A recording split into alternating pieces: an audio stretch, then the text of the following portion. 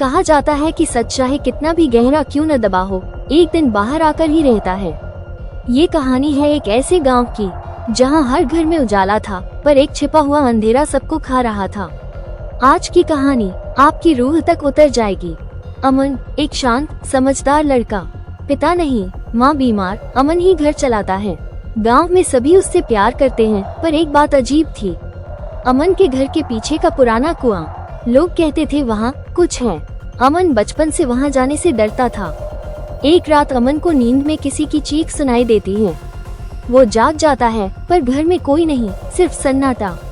अगली सुबह गांव में अफवाह फैलती है, कुएं के पास किसी को रोते हुए देखा गया है। अमन का दिल धड़क उठता है। वो हिम्मत करके पहली बार कुएं के पास जाता है। वहाँ मिट्टी पर उंगलियों के निशान और एक पुरानी कांच की चूड़ी पड़ी थी। अमन चूड़ी उठाता है, अचानक पीछे से आवाज, यहाँ मत आया करो। वो पलटता है, कोई नहीं। अमन चूड़ी घर लाता है। माँ देखते ही डरकर गिर पड़ती है। अमन, माँ आप इस चूड़ी को जानती हैं? माँ, अमन ये चूड़ी तुम्हारी बुआ की थी। अमन हैरान, उसने कभी बुआ को देखा ही नहीं था। माँ बताती है, तुम्हारी बुआ रिया बरसों पहले लापता हो गई थी, उसी कुएं के पास। माँ रोने लगती है। अमन के मन में सवाल उमड़ते हैं, क्या बुआ की आत्मा उसे बुला रही थी? एक रात तूफान आता है। अमन को फिर वही आवाज, अमन मदद करो। इस बार आवाज साफ थी। अमन दौड़कर बाहर जाता है।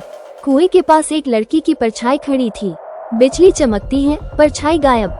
फिर कुएं से किसी के कांच टूटने जैसी चीख आती है। अमन गांव के बुजुर्गों से पूछता है, सबके चेहरे बदल जाते हैं, कोई नहीं बताता। बस एक बात, कुएं के बारे में मत पूछ, वो पाप है। अमन को लगता है कुछ बड़ा छुपाया गया है। वो तहकीकात शुरू करता है। उसे माँ के पुराने बक्से में बुआ रिया की डायरी मिलती है। डायरी का आखिरी पन्ना अधूरा था, जिसमें लिखा था, अगर मैं वापस ना आऊं तो समझ जाना कि। आगे पन्ना फटा हुआ था। अमन कुएं से जुड़े हर पुराने रिकॉर्ड देखता है। उसे पता चलता है बुआ रिया गांव के ठाकुर की हवेली में पढ़ाने जाती थी। गांव में हमेशा से ठाकुर का नाम दबदबे में था। उसके खिलाफ कोई आवाज नहीं उठाता था। अमन को शक होने लगा। अमन रात को अकेला हवेली में जाता है। वहाँ अजीब आवाजें, टूटा फर्नीचर, धूल और एक कमरा बंद। दरवाजे पर ताला पुराना था, पर टूटा नहीं। अमन ताला तोड़ता है। अंदर जाते ही उसे एक पुरानी लाल दुपट्टे वाली पोशाक मिलती है। फिर दीवार पर खरोंच, बचाओ। अमन डर जाता है। अचानक हवा तेज चलती है और कमरे का दरवाजा अपने आप बंद हो जाता है। कमरे में अंधेरा। अमन को पीछे किसी के पैरों की आहट सुनाई देती है। तभी अचानक एक बुजुर्ग नौकर आता है और अमन को बाहर खींच कर लाता है। वो कहता है, मैं सब जानता हूँ। तुम्हारी बुआ ने ठाकुर के अत्याचार का विरोध किया था। ठाकुर ने उसे मारकर कुएं में फेंक दिया था।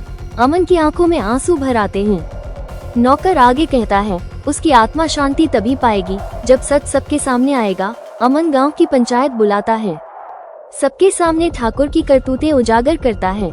नौकर सबके सामने गवाही देता है।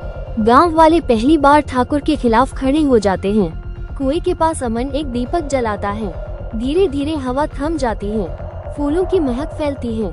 उसी समय उसे एक हल्की सी आवाज सुनाई देती है, धन्यवाद अमन। और कुएं के पानी का चेहरा शांत हो जाता है।